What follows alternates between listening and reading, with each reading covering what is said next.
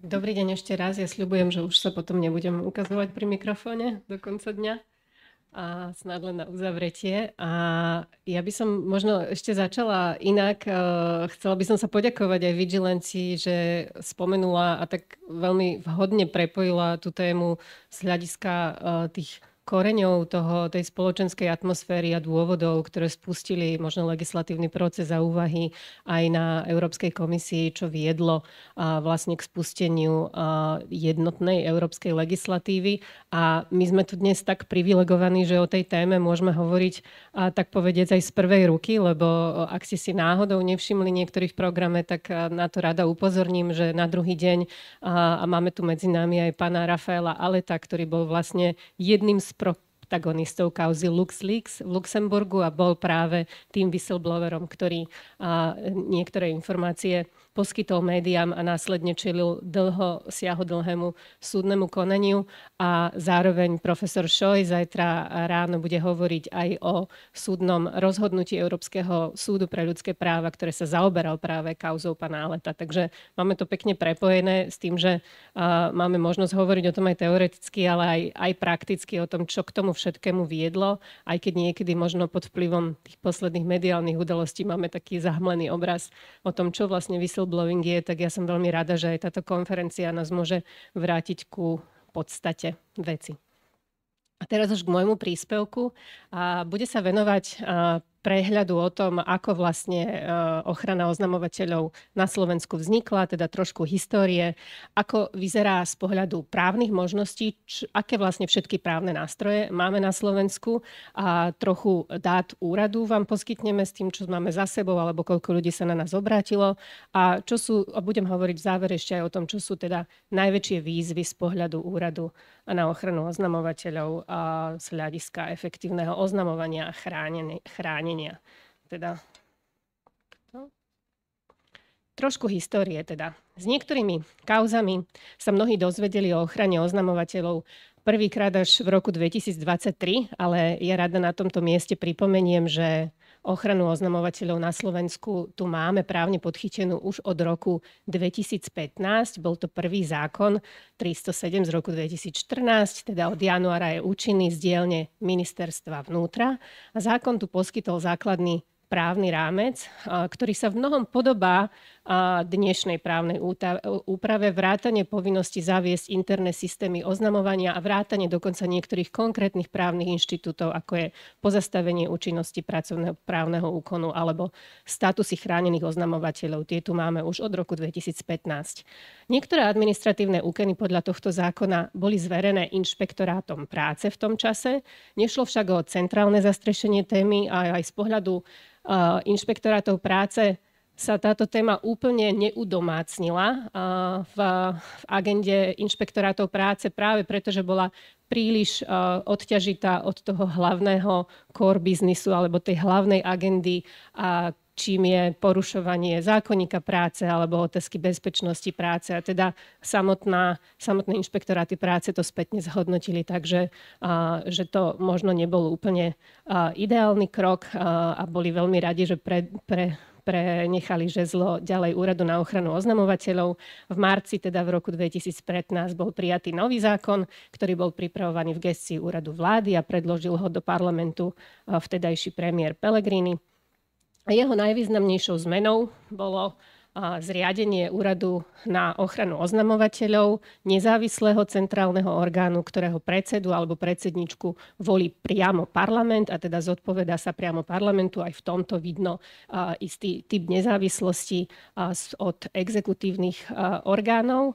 A zároveň tou najvýznamnejšou zmenou pohľadu toho zriadenia centrálneho orgánu bolo, že dostal aj niektoré typy nových právomocí, niektoré typy nových úloh a dostal do vienka, tak povediať, centrálne zastrešenie témy, vrátane poradenstva, vrátane tej adresy, na ktorú sa ten oznamovateľ môže priamo obrátiť s akoukoľvek otázkou, o ktorej už hovoril v prvom príspevku aj Paul.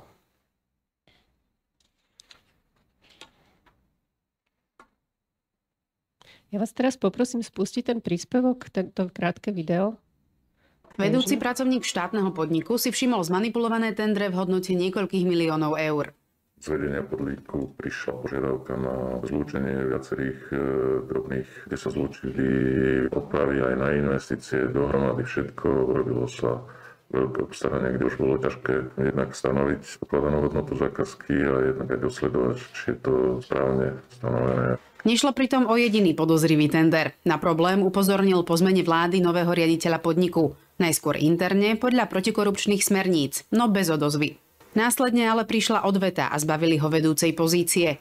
Oficiálnou cestou sa rozhodol ísť až potom, čo v lete vznikol Úrad na ochranu oznamovateľov. Podal trestné oznámenie na Úrad špeciálnej prokuratúry a požiadal o status chráneného oznamovateľa. Spávať s lepším pocitom, že som niečo spravil. Na druhej strane je cítiť zo strany zamestnávateľa, že nie je stotožnený s tým, čo som urobil.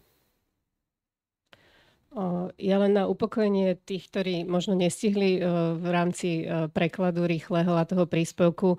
Nie je to niečo zásadné, skôr je to ilustrácia teda televíznej reportáže konkrétneho oznamovateľa, ktorý v tom čase ešte mal stále prebiehajúci živý prípad a rozhodol sa sám povedať pár slov o svojom postupe na kameru. Aj toto vlastne ilustruje, že pre mnohých naozaj bol zriadenie Úradu na ochranu oznamovateľov povzbudením. Tá adresa, na ktorú sa môžem obrátiť s úplne širokým spektrom otázok, čo všetko ten whistleblowing pre mňa môže znamenať, aké sú ďalšie kroky, čo hrozí. To všetko je veľmi dôležité pre ľudí v takejto situácii a to vlastne v zmysle zákona inšpektoráty práce dovtedy ani neposkytovali. Takže ten prípad sme vybrali aj preto, lebo veľmi dobre ilustruje aj použitie niektorých právnych nástrojov, o ktorých budem o chvíľu hovoriť. My sme pozastavovali účinnosť pracovnoprávneho úkonu, kedy tento pán oznamovateľ bol degradovaný, respektíve bol pozbavený manažerskej pozície. My sme pozastavili účinnosť tohto úkonu, ale zároveň, na čo chcem upozorniť, tá aktívna komunikácia úradu so zamestnávateľom viedla aj k tomu, že v istom štádiu jeden z tých línií sporov medzi zamestnancom a zamestnávateľom bol zastavený aj vďaka intervencii úradu a sám zamestnávateľ zvážil, že takúto žalobu stiahne. Takže aj takýmto spôsobom sa dá konkrétne pomáhať a ja vlastne premostím hneď k tomu, aby som vám odprezentovala taký pokus, možno vizuálny, o to, že čo všetko vlastne zahŕňa paleta možných ochrán alebo možných nástrojov ochrany na ochranu oznamovateľov v praxi.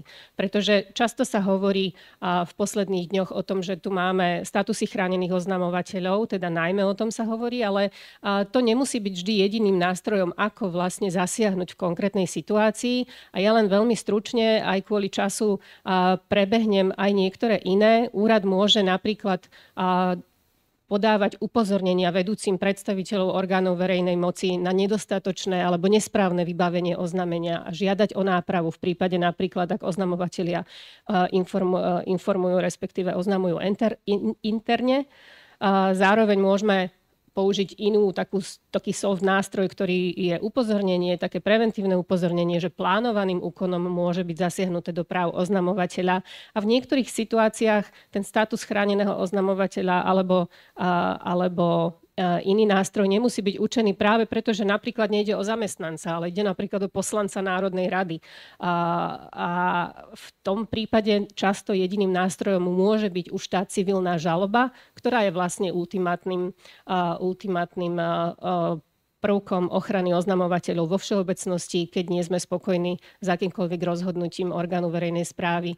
Môžeme sa obrátiť na súd, ale v rámci civilnej antidiskriminačnej žaloby sa možno obrátiť na súd s tým, že žiadame aj o primerané finančné zadosťučinenie alebo náhradu nemajetkovej újmy v peniazoch.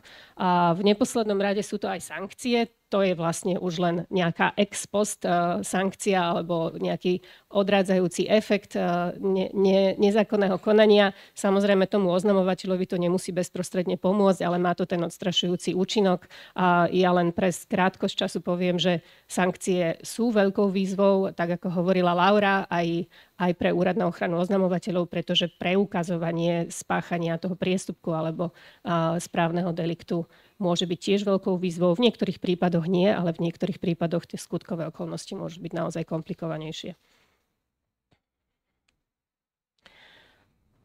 Poviem pár slov ešte k vybraným nástrojom ochrany, keďže sa o nich mnoho hovorí. A to sú tie možno také špecifické nástroje, ktoré idú nad rámec nástrojov, ktoré možno štandardne majú k dispozícii iné štáty. Na Slovensku máme tzv. Preventívnu ochranu alebo aj následnú ochranu vo forme statusu chráneného oznamovateľa.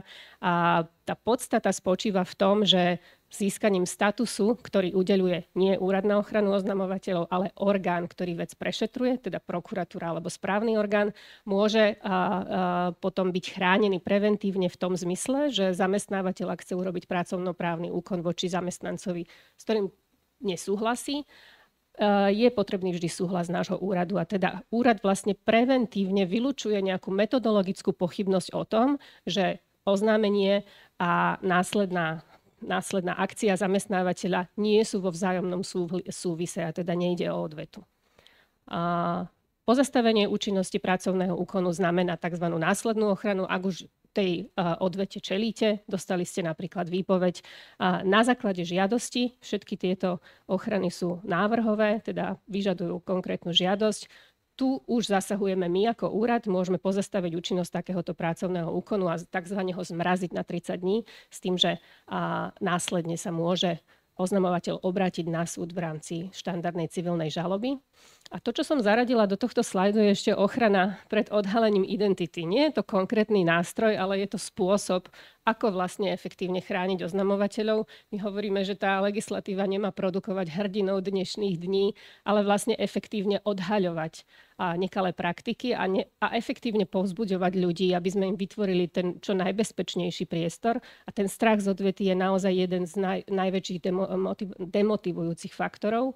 A my tú legislatívu nemáme nastavenú tak, že máme obligatórnu povinnosť prijímať anonymné oznámenia, ale máme tu možnosť a Úrad na ochranu oznamovateľov ju aktívne využíva a tiež máme technický kanál, platformu, cez ktorú môžu oznamovatelia komunikovať aj anonymne a takto ochrániť svoju identitu.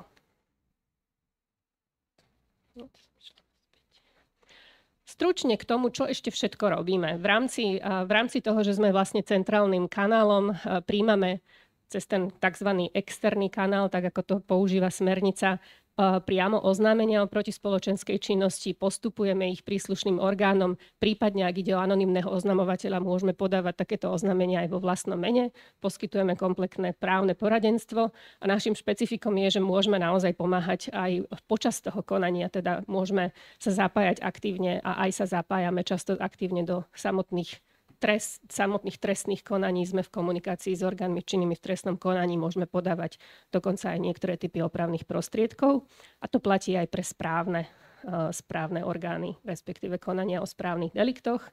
Podporujeme oznamovanie tým, že pomáhame aktívne s vypracovávaním interných systémov oznamovania, poskytujeme návody a na webe toho nájdete pomerne veľa. Poskytujeme poradenstvo, teda nielen oznamovateľom, ale aj zodpovedným osobám u zamestnávateľov a vzdelávame teda najmä zodpovedné osoby a robíme rôzne kampaňové aktivity tak, aby sa o tom dozvedelo čo najviac ľudí, aby to povedomie rástlo s tým, aby sme vedeli ten nástroj využívať správne v praxi.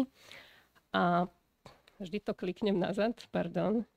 Ďalším nástrojom na rekapituláciu sú kontroly a sankcie, teda v zmysle zákona je úrad práve tým inštitúciou, ktorá môže aj spätne vykonávať kontrolu o tom, ako vlastne to oznámenie interné bolo napríklad spracované, ako bolo vyšetrené, či bol dodržaná litera zákona a môžeme za takéto pochybenia udeľovať sankcie. Môžeme udeľovať sankcie aj vtedy, keď napríklad zamestnávateľ obíde úrad a nepožiada o súhlas pred tým, ako chce napríklad chráneného oznamovateľa prepustiť zo zamestnania.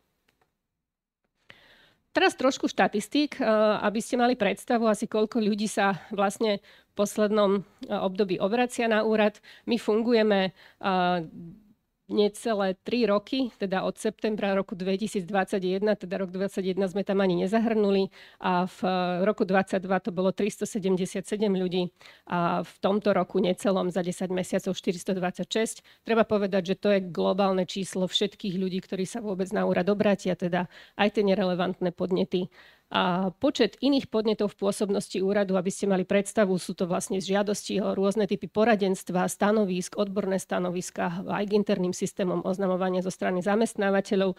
Enormne narastol, ako vidíte, v porovnaní s rokom 2022.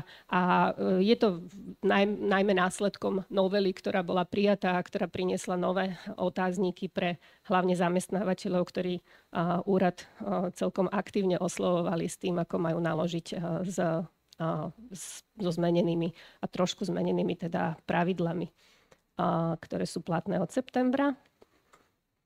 A potom počet riešených prípadov. Toto už je vlastne tá jadrová agenda úradu, ktorá buď zahŕňa číslo, ktoré je o tom, že spracovávame oznámenia, ktoré priamo dostávame ako originálny prijímateľ oznámení, alebo riešime následné odvety, alebo udeľovanie súhlasov s pracovnoprávnymi úkonmi. Teda všetko, čo súvisí s oznamovateľmi ako takými. Niekedy sa na nás obratia už od začiatku a niekedy riešime až následné kroky. Teda, aby ste mali predstavu, je to za minulý rok 63 a za týchto posledných 10 mesiacov teda trochu väčší nárast v tej agende nastal. No a čo sú pred nami výzvy? Máme veľmi širokú definíciu vecnej pôsobnosti zákona a my sme vlastne, keď sa hovorilo o tom, že aká je teda materiálny rozsah a či to niektoré štáty obchádzajú, my máme trochu iný problém. Z pohľadu Úradu na ochranu oznamovateľov máme veľmi široko zadefinovanú protispoločenskú činnosť ako takú. A jej základný problém, pokiaľ ide o zrozumiteľnosť, je, že tú protispoločenskú činnosť nemáme ani len zadefinovanú v našom vlastnom zákone a zákon používa odkaz na iný právny predpis, ktorý bol ale písaný trošku s inými účelom. Je to zákon o prevencii kriminality. A podľa tejto definície je protispoločenskou činnosťou každé porušenie zákona, aj priestupok, aj trestný čin, aj iné porušenie, ak má negatívny dopad na spoločnosť. Je teda otázka, či je to verejný záujem, alebo je to iný negatívny dopad na spoločnosť. Zákon v dôvodovej správe hovorí o negatívnych javoch, ako je alkoholizmus, takže zjavne ten zákon nebol písaný na tieto účely, len sa použil na tieto účely, čo je podľa mňa výzvou do budúcnosti a my by sme veľmi radi videli, aby tam bolo väčšie prepojenie na agendu, ktorá súvisí s ochranou verejného záujmu, pretože cez takúto širokú definíciu môžete mať agendu ochrany oznamovateľov vtiahnutú aj na rôzne konflikty na pracovisku, ktoré sú osobného charakteru, ktoré spočívajú v porušení zákonníka práce, v bossingu, kde máme iné nástroje ochrany a to môže v praxi potom vytvárať problém nielen pre úrad, ale myslím si, že aj pre samotných zamestnávateľov a zodpovedné osoby. Takže to je taká možno technická výzva, ktorú jednu z nich som si dovolila vybrať. Je ich viacero, ale teda na ilustráciu. A pokiaľ ide o externé kanály oznamovania, v ďalších blokoch kolegovia o tom budú viac hovoriť, teda ja sa o tom veľmi rozširovať nebudem. Poviem snad len toľko, že nám tu chýbajú jasné pravidlá pri prijímaní oznámení a zároveň máme pomerne nejasnú definíciu v tom, že kto teda je tým externým kanálom a aké majú byť pravidlá toho externého kanálu. Čo teda vlastne oznamovateľ, keď sa obráti na Úrad na ochranu oznamovateľov alebo na prokuratúru, čo môže od tých inštitúcií čakať. My sa snažíme ako úrad tým, že máme to privilégium a zaoberáme sa tou témou každý deň, aplikovať pravidlá, ktoré sú dané v smernici, ale viem si predstaviť, že prokuratúry, orgány prokuratúr a rôzne správne orgány tieto nástroje, kapacity ani procesné pravidlá nemajú. Nemajú na to ani personálne kapacity zriadené, ktoré by potom vedeli poskytnúť ten dobrý servis oznamovateľovi. Takže to je takou výzvou, ktorá nás čaká a ja verím, že v tej ďalšej diskusii aj medzi Európskou komisiou, aj našimi vládnymi predstaviteľmi tam nájdeme nejaké dobré riešenie. Verím, že tie riešenia budú robené aj v komunikácii s úradom, lebo aj dnes sa dozvedáme z mediálnych správ, že máme zmenu zákona na stole o ochrane oznamovateľov, ale nevieme celkom, čo v tej zmene je. Takže aj pre nás je to taká trošku hra na mačku a myš, čo by sa asi v takýchto situáciách a agendách nemalo diať. A ja verím, že aj táto konferencia prispieje k nejakej vecnej debate. Pokiaľ ide o nelegislatívne záležitosti, a to je vlastne dilema, ako dostať ochranu oznamovateľov do spoločenského systému, lebo vieme, že legislatíva nie je všeliek a že je to vždy beh na dlhú trať. Toto preskočíme. A to, čo sme vnímali my na základe našich dát, keďže robíme si pravidelné prieskumy verejnej mienky, máme kvalitatívne prieskumy z dát z fokusových skupín, veľmi to koreluje aj s tým, čo spomínal Paul cez dáta z Eurobarometra, kedy nízke povedomie o možnosti ochrany oznamovateľov je jedným z faktorov, ale zároveň nie len medzi bežnými občanmi, ale aj medzi zamestnávateľmi. Kolegovia budú ešte prezentovať štatistiky, ako to vyzerá s tou implementáciou interných systémov oznamovania v praxi, v biznise aj vo verejnej správe, tak tam uvidíme, že to nie je úplne ideálne. A zároveň to, čo podrýva dôveru vo verejné inštitúcie, je aj dlhotrvajúce vyšetrovania, aj súdne konania, ale nie je to len to dlhotrvajúce súdne konanie a vyšetrovanie, ale sú to aj rozpory medzi jednotlivými štátnymi predstaviteľmi. Ak sa témy politizujú, ak si vzájomne jednotlivé inštitúcie na seba podávajú trestné oznámenia, kedy vlastne ten občan nevie, čo si o tom celom má myslieť, lebo nie je v kapacitách bežného občana, aby pochopil, aké sú politické hry za čím. V tomto smere to vnímame ako veľmi odstrašujúci signál aj pre budovanie dôvery. A hoci je to ten buzzword, ale naozaj ten buzzword je extrémne dôležitý, pretože bez dôvery vo verejné inštitúcie a nemôže byť tá dôvera izolovaná voči jednej inštitúcie, je to naprieč spektrom a nie je možné naozaj efektívne odhaľovať nekalé praktiky.